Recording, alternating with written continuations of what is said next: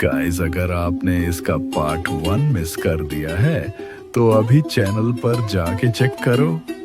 Link description में है, वहां से देख लो, मजे आ जाएंगे। वीडियो बनाने में बहुत मेहनत लगती है, तो एक लाइक और सब्सक्राइब जरूर कर देना। ग्लेन उसे उठाता है और कहता है, आज से इसका नाम रेयॉन होगा, इस नाम का असली हकदार। जिंदगी भर एक शैडो की तरह जीना, जैसे तुम यहाँ हो पर साथ ही ना हो। एमसी हैरानी से सोचता है, इवन इस लाइफ में भी मुझे रॉन का नाम मिल गया। कुछ समय बाद रात को एमसी बिस्तर पर लेते हुए सोचता है, क्या वो लोग सो गए होंगे। 100 दिनों के अनबेरेबल वेट के बाद फाइनली ये मौका मिला। पहले जब भी सो जाता था, जब आंख खुलती, सिल्विया हमेशा उसके पास होती थी। मना उसे करना तो दूर, कुछ भी करने का तरीका ही नहीं था। लेकिन अब वो अलग कमरे में सोता है और बस यही सही वक्त है शुरू करने का। प्रोटोगोनिस्ट बिस्तार से उठता है और रिंग ऑफ फायर यूज़ करते हुए सोचता है, क्लासिक ट्रेनिंग का तरीका ये होता है जब तुम सांस लेते हो, साथ ही नेचुरल माना को अब्जॉर्ब करते हो और अपने एनर्जी कोर में ऑरा को कॉन्सेंट्रेट करते हो। लेकिन रिंग ऑफ फायर जो उसने गलती से मास्टर किया थोड़ा अलग है। जैसे मागे मना सर्कुलेशन का यूज़ करते हैं, वैसे ही वो अपने अंदर एक स्पेशल एनर्जी सर्कल बनाता है जो उसकी एंड्योरेंस बढ़ाता है। यूज़ ज़्यादा ताकतवर, ज़्यादा समझदार और मना के प्रति ज़्यादा सेंसिटिव बनाता है। ये एक परफेक्ट ट्रेनिंग टेक्निक है जो किसी को भी एक बेहतरीन मार्शल आर्टिस्ट बना सकती है। और सबसे बड़ी बात, ये टेक्निक उसे ऐसे ओपोनेंट्स पर एडवांटेज देती है जैसे दारियस, जिसे रिंग ऑफ फायर के बारे में ज़रा भी पता नहीं। इस एबिलिटी का यूज़ करके कोई अपने माइंड और बॉडी दोनों को मजबूत बना, और अगर वो जिकर्ट फैमिली की सोर्ड टेक्निक मास्टर कर ले तो दारियस का रिवेंज सिर्फ एक सपना नहीं रहेगा। उसे यह भी महसूस होता है इस बॉडी के अंदर एक ऐसी एनर्जी फ्लो कर रही है जो आइस एट्रीब्यूट से जुड़ी है। इसलिए ज़्यादातर वक्त सोते हुए भी उसका बढ़न जमता रहता है। ब्लॉक्ड पॉइंट्स की संख्या लगभग 9 है। ये खतरनाक है।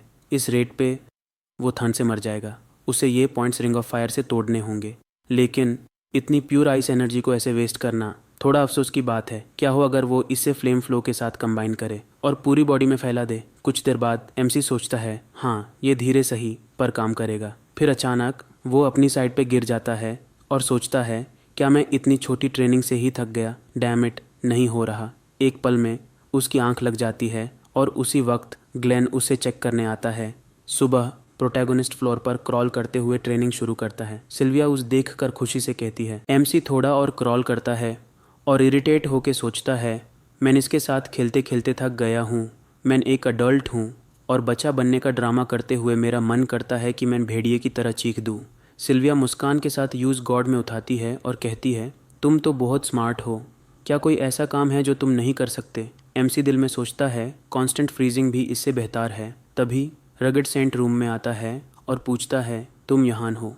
सिल्विया उसे देखकर खुशी से कहती है, योर होलीनेस। लेकिन सेंट मुस्कान के साथ कहता है, तुम मुझे बस सर बुलाओ। एमसी सोचता है, क्या ये वाकई रगड़ सेंट है, वो इंसान जिसके पास डिवाइन पावर्स, मेडिकल टेक्निक्स और वो स्किल्स हैं जो पूरे वर्ल्ड में फेमस हैं, जो कॉन्टिनेंट का सबसे मशहूर डॉक्टर है, लेकिन अपने कांस्टेंट ट्रैवलिंग के कारण सबसे एल्यूसिव भी। रगड़ सेंट कहता है, सुना है तुमने एक बेबी को जन्म दिया, सोचा देख लूँ, क्या ये तुम्हारा बेबी है। सिल्विया मुस्कान के साथ हाँ में सर हिलाती है और एमसी को उसके हाथ में दे देती है। सेंट उसे देख के कहता है, ब्लॉन्ड बाल और लाल आंखें, वो बिल्कुल तुम्हारे जैसा है ना।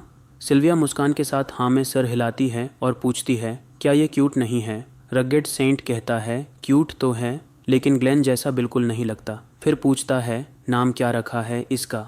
सिल्विया थोड़ा घबरा के कहती है, रॉन। सेंट भटके हुए बोलता है, शैडो के नाम पर बचा। ग्लेन क्या सोच रहा था। एमसी सोचता है, ये फैमिली के हेड को फर्स्ट नेम से बुला रहा है, काफ़ी कैजुअल है। शायद Waqai northern king of destruction और रैगेड सेंट बेस्ट फ्रेंड्स हैं। बुधा मुस्कान के साथ कहता है, ज़रा इससे देखूं। वो एमसी के पेट पर हाथ रखता है और सीरियस फेस बनाता है, बच्चे की हालात अच्छी नहीं है। सिल्विया घबरा के पूछती है, क्या कोई प्रॉब्लम है। सेंट कहता है, इस पे फ्रॉस्ट कर्से हैं, इसका मना साइकिल आइस एनर्जी से ब्लॉक हो चुका है। अगर ऐसे ही छोड़ा तो ये ज़्यादा नहीं जी पाएगा, ट्रीट करेंगे तो ठीक हो जाएगा। सिल्विया शॉक में, आप मजाक तो नहीं कर रहे। सेंट कहता है, मैं तुम्हें एक प्रिस्क्रिप्शन लिख देता हूँ। तभी एक मेड आके कहती है, हेड ऑफ द फैमिली आपको बुला रहे हैं। सेंट चिढ़ के कहता है, वो हमेशा अपने इमीडिएटली के साथ रहते हैं। ठीक है चलो। एमसी सोचता है, तो मैं फ्रॉस्ट कर्स के अंदर हूँ, समझ आया, लेकिन जाने से क्या फ़ायदा। मैं तो रिंग ऑफ फायर बना रहा हूँ, ये प्रॉब्लम नहीं बनेगी। अचानक उसे अपने चेहरे पर माँ के आंसू महसूस होते हैं। सिल्विया रोती हुई कह रही होती है,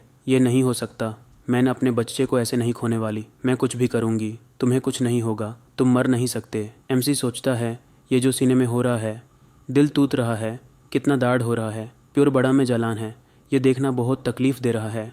वो अपने छोटे हाथ बढ़ाता है, माँ के आंसू पोंछने की कोशिश करता है और ऑकवर्डली बोलता है, मॉम। सिल्विया तुरंत हॉल की तरफ दौड़ती है। ग्लेन कॉरिडोर से आवाज़ सुन के हैरान होता है, ये शोर कैसा है? मेड के रोकने के बावजूद सिल्विया हॉल में घुस जाती है। ग्लेन गुस्से में कहता है, ये कैसी बदतमीज़ी है, तुम्हारे मैनर्स कहाँ गए? सिल्विया घुटनों पे गिर के सर झुका के कहती है, रायन को बचा लीजिए,